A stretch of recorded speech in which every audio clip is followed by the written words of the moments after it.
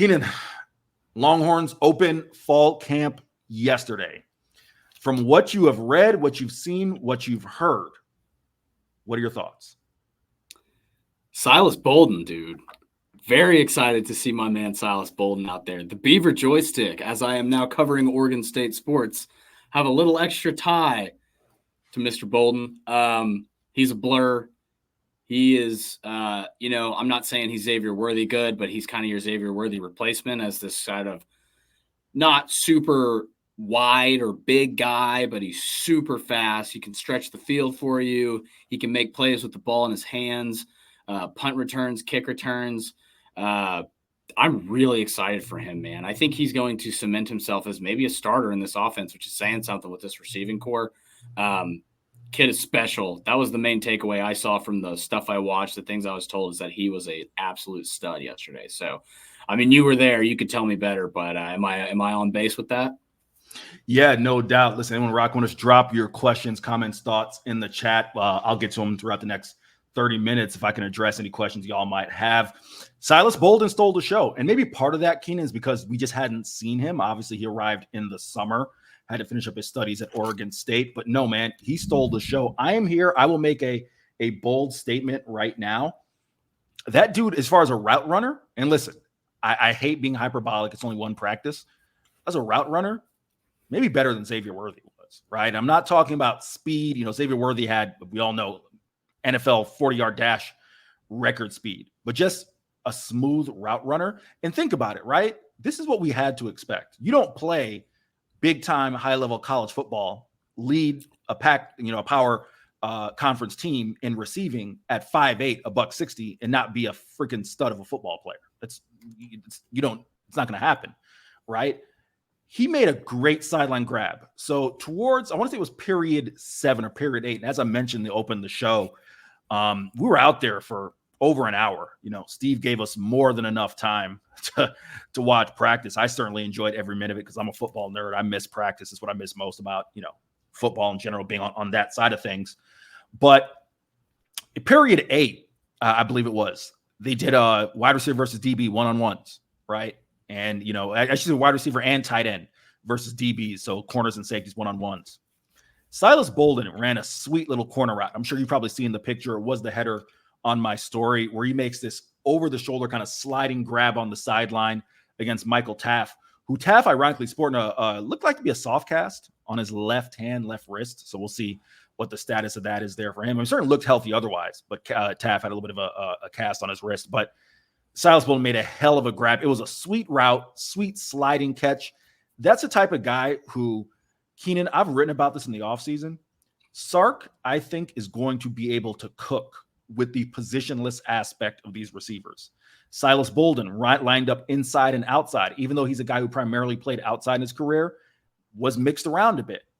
The only player who I saw, to my eye, who didn't take any snaps inside, and this was just during our window, obviously it may have been different when we weren't viewing it, was Isaiah Bond. I saw Ryan Wingo on the inside. I saw DeAndre Moore on the inside. I saw a ton of guys inside, outside, right? So Jonte Cook as well. Silas Balden did steal the show. So we'll see what happens day 2. Again, maybe it's just because we hadn't seen him before, whereas we saw the other guys during spring. That was a big thing. Other big takeaways for me, Quinn Ewers looks sharp. Quinn Ewers looks real sharp. Also, before I get away from that receiving group, Aaron Butler as a true freshman, right? Yeah, he's a guy you've talked about a lot. He made a nice little adjustment behind the adjustment to grab a pass was kind of behind him. I tweeted out that video, so check it out on my Twitter if you haven't seen it. Great day for him as well.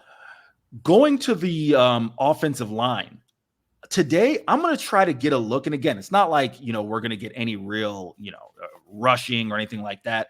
I just kind of want to see how some of these backup tackles look, especially since Kyle Flood outlined it, right? Let's see. We have there Brandon Baker and Trevor Gooseby. To the defensive side of the ball, 88 is great, exclamation point, Sorrell. How did the edges look? Well, there's no bias there, right, with a name like that. No, Baron Sorrell is the guy who everyone mentions is the standout of that group as far as being the leader. The next guy who I will say, Trey Moore is coming. And I want to be very, very specific when I say this. One day at camp. We're not, a week out from August 31st. But I will say this. I think it's going to be interesting as far as the snap split between Sorrell, Trey Moore, Ethan Burke, because you got 3 starters, 3 guys who are starter level. I'm not saying that Sorrell is going to, miss any snaps or anything like that, but you can't. It's a 3-man starting type of group, Keenan. Like, this is not a situation like last year where you have Sorrell and Burke, and those guys are clearly ahead of, like Justice Finkley and Jet Burke. No, like all 3 of those guys should be considered starter level in terms of their play. Trey Moore just looks like a dude out there. Definitely want to get a chance to pay a little more attention, because my focus was the receivers for the website yesterday. Want to pay a little more attention to the interior defensive line. I will say this. When Steve Sarkisian said big humans, Keenan, I don't know if you'll get a chance to get out, maybe one of the days that you're off, and if the practice availability lines up and you get a chance to come out. Bill Norton is listed at 315. I'm telling you right now, that dude ain't 315. He is 335, 340. I mean, he is a big man. Jermaine Lole, a big, massive man. So in terms of the run defense, something we've talked about, replacing Sweat and Murphy, if Bill Norton gets blocked for whatever reason, all that dude's got to do is just stand up and hold his ground, and he'll fill the gap. Jermaine Lole, if he gets blocked, just stand up and hold your ground. He'll fill the gap, and that'll allow guys like Anthony Hill, David Benda, others to clean that up, make a play, right? I mean, that is in terms of the size. And I'm a big Vernon Broughton guy. Like, I talked about this on the show. I think it was last week when talking about the defensive tackles, just how good that those rotational guys last year Keenan played, and Vernon Broughton and others. I mean, I love Vernon Broughton. Vernon Broughton looks like I don't want to say a child, but he just looks smaller compared to Bill Norton and Jermaine Lole. And not to say that size, means everything in that regard, right? Because, Vernon Broughton obviously plays a specific role, but no, man, like I definitely want to get a chance to watch those defensive tackles. And last thing before I pass back to you, Keenan, the competition between the DBs and receivers, intense. Jade versus Isaiah Bond, iron sharpens iron. The 3 reps I saw, it literally was 1-1-1. One pass that was a little bit kind of, in a spot that both guys could have made a play, and they both, weren't able to come down with it. One where Isaiah Bond got the better of Jade, and one where Jade got the better of Isaiah Bond. And those guys were talking, not trash talking, like, I'm going to dunk on you, but just talking like, hey, let's go. Like, I saw Jade pick up Isaiah Bond after he made a play. Jade made a play on the ball, right? Like, those guys are pushing each other. So in terms of what we heard a lot of last year, right? We're playing against those 3 receivers, helps the defensive backs. We're playing against Sweat and Murphy, helps offensive line. You saw a lot of that on day one, the competition. Gunnar Helm ran a sweet little, that dude looks more athletic even than last year. Ran a nice little route where Derek Williams tried to kind of jam him at that 5-yard mark, and he got off of it, kind of made a little swim move to get off of it, and made a nice grab. DeAndre Moore made a nice grab over Jalen Gilbo. The competition there is real, sir. Yeah, I always said this about those Alabama teams that were so dominant. It's like the reason they're so good is their practices are probably harder than most of their games. Because look at the talent level that you're seeing on both sides of the ball, right?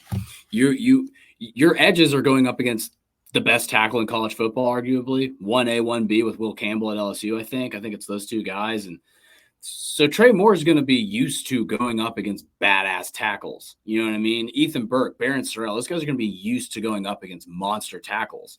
That's going to translate to games.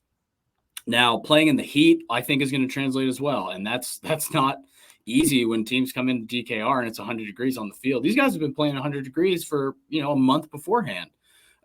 Love to hear the competition between the receivers and corners. I think that's super important.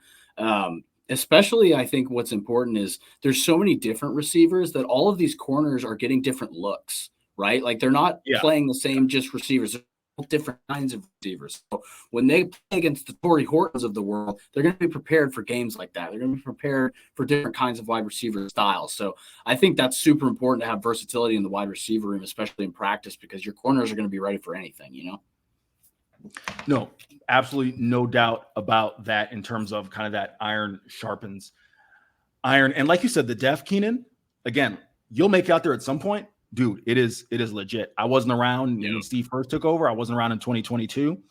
The amount of bodies, and I think the best way I can sum it up is sometimes you really can't to your eyes, you can't tell the difference between ones and twos at a lot of positions.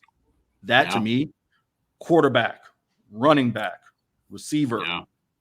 I'd say edges. I'd say in the secondary, you get a lot. Like just that I was kind of able to observe. You cannot tell the difference. You genuinely can't, So that is sorry. that is certainly something we got some spam in the chat. I apologize. That is something that you can't be understated for the Longhorns this year. Wow, okay, that spam threw me off. Let me get back to the comment from SD here talking about the Heat wore out both Rice and Wyoming last season. I mean, yeah, I'm inclined to agree in terms of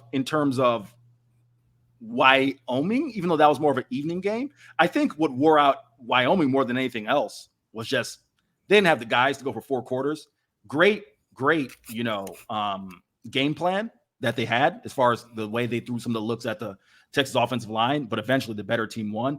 Rice, the only reason why I push back a little bit is because, it's not like Rice doesn't play in Texas. They play in Houston. Grant, they have their version of a bubble, which I don't know if you ever seen the Rice bubble, Keenan. It's literally just in the parking lot. It's one of those, gosh, I don't know how to describe it. It's one of those bubbles that's like you pump in air to kind of keep it inflated, right? It's not like an existing standalone bubble, so it can be deflated at any time.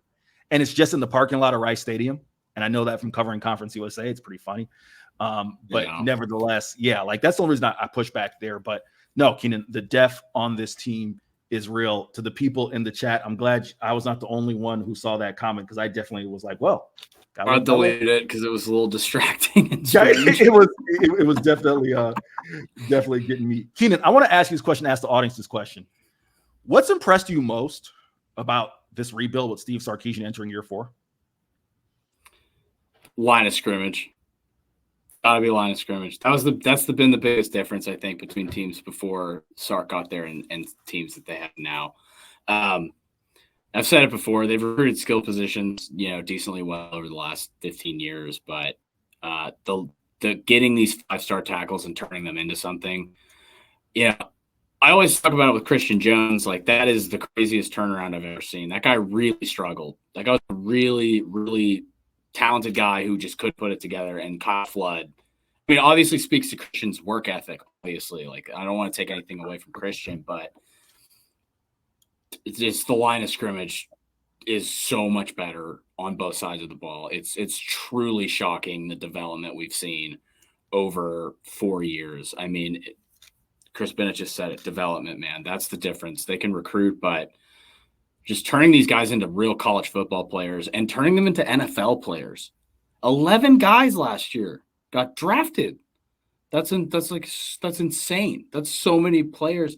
I don't know how many they had in the previous however many years, but I guarantee you that's probably 10 years of those 15 years combined had less than 11 guys drafted. I guarantee you it's something like that. The development is the craziest part, but specifically line of scrimmage, and even more specifically offensive line, has been so much better. And they did have some struggles last year with giving up sacks and stuff, but I can't tell you how much better this offensive line looks. It's crazy, man. Yeah, no, I'll say this. I wasn't around for those first 2 years, but you kind of touched on what impressed me.